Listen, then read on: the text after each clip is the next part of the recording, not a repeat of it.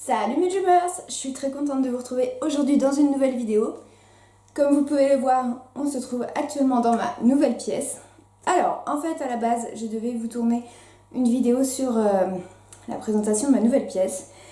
Mais en fait, il y a eu des petits changements qui ont fait que je n'ai pas pu tourner tout de suite dans cette pièce. Enfin, vous voyez, elle est presque finie, mais il y a la déco qui manque encore sur les murs ici.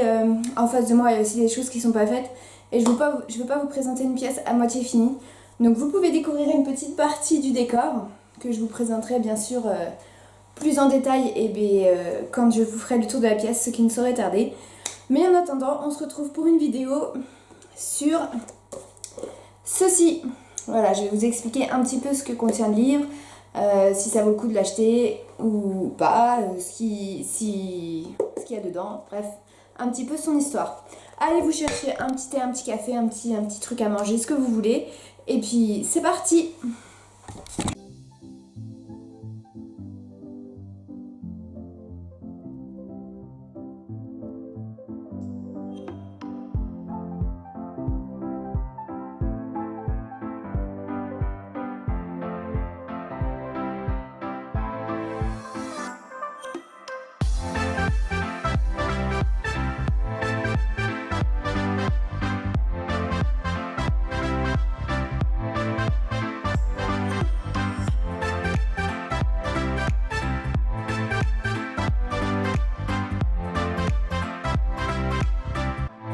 Oula.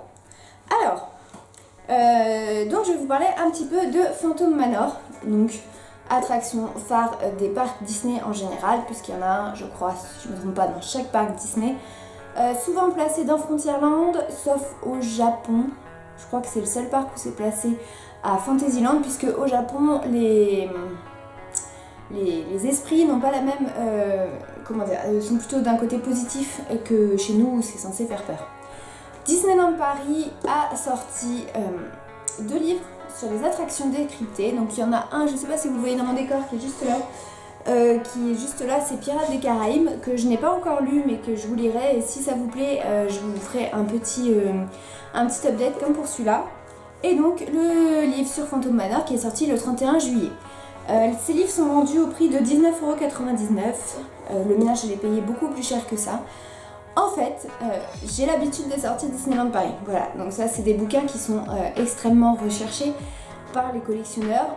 Qui dit recherché par les collectionneurs dit revendeur. Voilà, ça va ensemble, c'est de pair, c'est comme ça. C'est pareil pour toutes les collections, que ça soit pins, poupées, livres, enfin peluches, tout ce que vous voulez. Dès que c'est un peu collector, c'est revendable.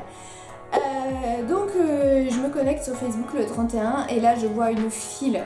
Mais franchement, allez voir sur Hello Disneyland sur Facebook, une file qui faisait peut-être 3 km à Frontierland. Je me suis dit, c'est mort, ton livre tu l'auras jamais. Et il faut savoir que pour Pirates des Caraïbes, ça a été assez compliqué de le trouver parce que tout simplement, il n'en avait plus. Maintenant, je crois que c'est réglé. Mais voilà, je me suis dit, c'est mort pour Phantom Manor, ils en referont pas. C'est des livres qui sont hyper recherchés, pas pu y en avoir et tout. J'ai donc fait la regrettable chose de l'acheter à un revendeur. Et il m'a donc coûté 45 € frais de port compris.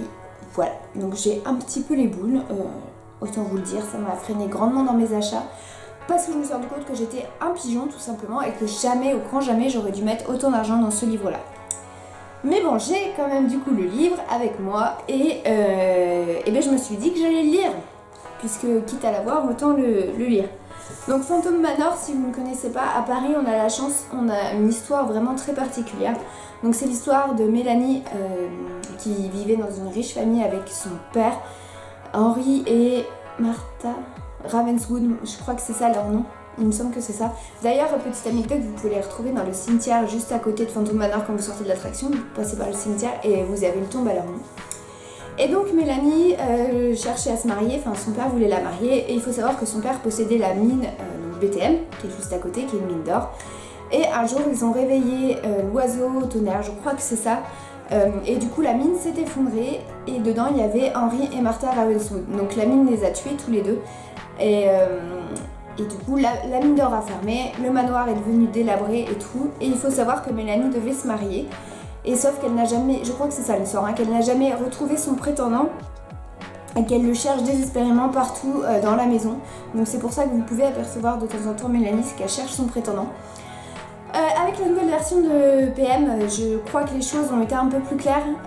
Il me semble que à la base le fantôme, donc on savait pas qui c'était, on savait pas si c'était le père de Mélanie ou si c'était un prétendant de Mélanie qui était mort et qui revenait hanter. Et dans la nouvelle attraction et dans le livre aussi, on apprend en fait que c'est son père. Donc on sait maintenant que c'est son père qui a tué les autres prétendants et donc Mélanie est condamnée à rester coincée dans sa robe de mariée, à chercher ses prétendants et donc qui regarde si nous, enfin dans le public, il n'y a pas son prétendant qui serait là. L'attraction, elle est assez connue justement pour son histoire assez atypique. Sachez que dans Fantasyland au Japon, dans Phantom Manor au Japon, c'est pas du tout la même théorie. Il n'y a pas du tout d'histoire comme ça de fil continu et moi j'ai vraiment apprécié Phantom Manor me fascine depuis maintenant presque 10 ans. C'est une attraction que j'adore et d'ailleurs je vous mettrai en lien si j'arrive à le retrouver un livre que j'ai lu sur l'histoire de Phantom Manor. D'ailleurs c'est là que j'ai appris un peu toute l'histoire qui est super bien écrite. J'essaierai de vous retrouver le lien, je vous promets pas parce que ça fait longtemps, mais j'essaierai et si vous avez l'occasion de le lire un jour, foncez parce qu'il est vraiment, c'est une pépite d'or ce bouquin. Donc dans le livre, qu'est-ce qu'on apprend? Alors déjà, on a pas mal de très belles descriptions, de très belles photos, donc comme celle-ci qui montre les principaux créateurs de l'attraction. Donc voilà. Et je voulais vous montrer mon image favorite qui se situe à la fin. Alors attendez, où est-ce que je vais la... Voilà, celle-ci. Je sais pas pourquoi j'ai un coup de cœur sur cette illustration, je la trouve superbe. Donc on apprend un petit peu l'histoire de Phantom Manor, donc comment ça a été créé, le fait que la végétation ait été laissée exprès, ce qui est plutôt bizarre parce que Disney se veut toujours être carré et tout, et Phantom Manor a ce côté un peu délabré. Mais sachez que ça ne pousse pas comme ça, en fait c'est vraiment un effet volontaire et c'est ce que les Imagineers ont voulu laisser faire pour montrer cet aspect délabré. Donc ce qui a changé vraiment de base, ce que je ne savais pas, c'est les tableaux dans l'entrée. Vous savez, quand vous prenez l'ascenseur, vous descendez dans une pièce qu'on appelle la stretch room, avec les tableaux qui descendent de 4 coins. Et donc dans la nouvelle, au début dans l'ancienne version, c'était Mélanie qui était dans des situations périlleuses. Et on voyait, vous saviez, ça descendait comme ça. J'adorais ces tableaux. Et ils les ont remplacés par des tableaux comme ceci.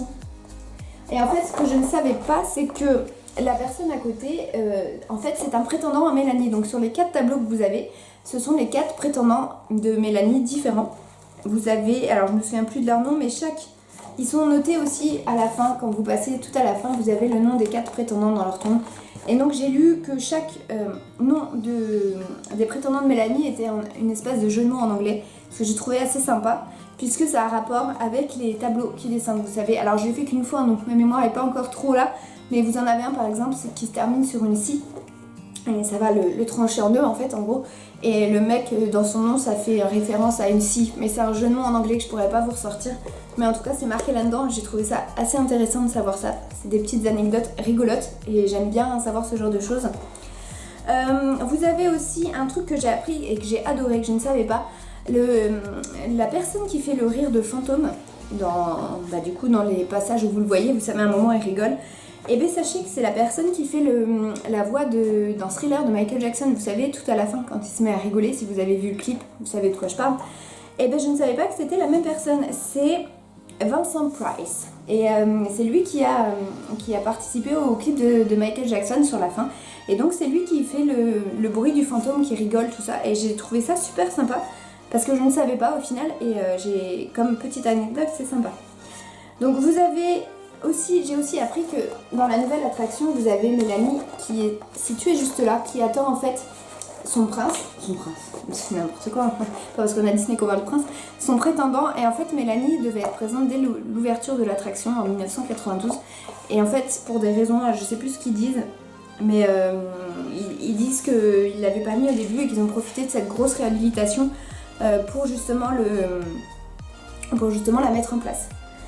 Voilà un petit peu ce qu'on apprend dans le livre. Après on apprend aussi beaucoup de choses sur les clins d'œil. Par exemple, je ne sais pas si vous saviez, mais l'horloge quand vous passez dans les couloirs possède 13 chiffres et non 12. Ce qui est un petit clin d'œil sympathique. Qu'est-ce que je pourrais vous dire d'autre? Sachez que dans la grande pièce de bal, vous savez, à un moment avec les tables et tout ça, vous avez un Hidden Mickey qui est caché, qui est un peu difficile à trouver au premier abord.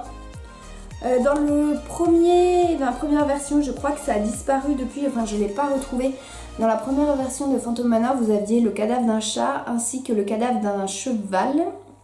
Et je crois, je suis pas sûre, alors si vous avez des infos plus précises, n'hésitez pas, mais il me semble que c'était des vrais cadavres. Je suis un peu sceptique sur cette information, à vrai dire, parce que ça me semble bizarre. Mais en tout cas, j'ai vu qu'ils y étaient plus. Qu'est-ce que je pourrais vous dire d'autre sur cette magnifique attraction? Eh bien, sur Léota, alors j'ai beaucoup aimé Léota parce que déjà elle a été refaite, mais regardez, elle est d'une beauté assez impressionnante. Moi je la trouve magnifique.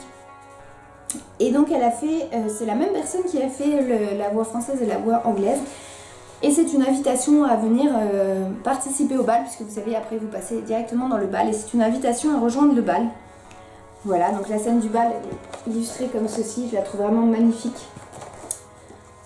Voilà. Après, vous avez tout ce qui est aussi le côté des gens dans le village qui est un petit peu expliqué. Je trouve ça sympa qu'ils le refassent. Voilà, écoutez ce que je peux vous dire sur cette attraction. Regardez l'illustration de fin comme elle est belle. Est-ce que ce livre vaut le coup d'être acheté? Alors oui, pour tous les gens qui aiment les attractions en mode décrypté, je vous conseille grandement. Maintenant, ne vous faites pas avoir comme moi, ne prenez pas au-delà de son prix. Ça vaut pas le coup. Et voilà, j'ai fait une erreur parce que c'est une attraction que j'adore vraiment, que je voulais absolument voir, mais je ne referai plus l'erreur. Je pense que Disney a un petit peu compris et qu'ils ont fait plus de stock. Alors je sais pas si ça va durer pour les prochaines attractions, mais en tout cas pour celle-ci, ne vous faites pas avoir, prenez la version vendue sur le parc, ne l'achetez pas en revendeur, ça ne sert à rien. Voilà ce que je peux vous dire d'autre. 19,99 vendu dans la boutique de Frontierland, juste à côté de Phantom Manor, je crois. Je crois que c'est Thunder Messi, si ma mémoire est bonne. Et si cette petite explication du livre, enfin mon point de vue, vous a intéressé, n'hésitez pas à me le dire et puis je vous ferai celui de Pirates des Caraïbes que j'ai pas encore pris le temps de lire, mais que je vais faire. Voilà, donc en attendant, j'espère que... Ah oui, si, petite chose importante, si jamais vous avez envie de le lire en anglais, l'attraction est traduite aussi en anglais. Vous avez la version française et anglaise dans le livre. C'est toujours important et intéressant à savoir. Donc si cette vidéo vous a plu, n'hésitez pas à me laisser un petit pouce en l'air, à vous abonner à la chaîne, à me laisser un petit commentaire, à venir vous abonner sur mon petit Instagram que je vous affiche juste ici. En attendant, moi je vous retrouve très bientôt dans une prochaine vidéo. Je vous fais des gros bisous. Bye bye!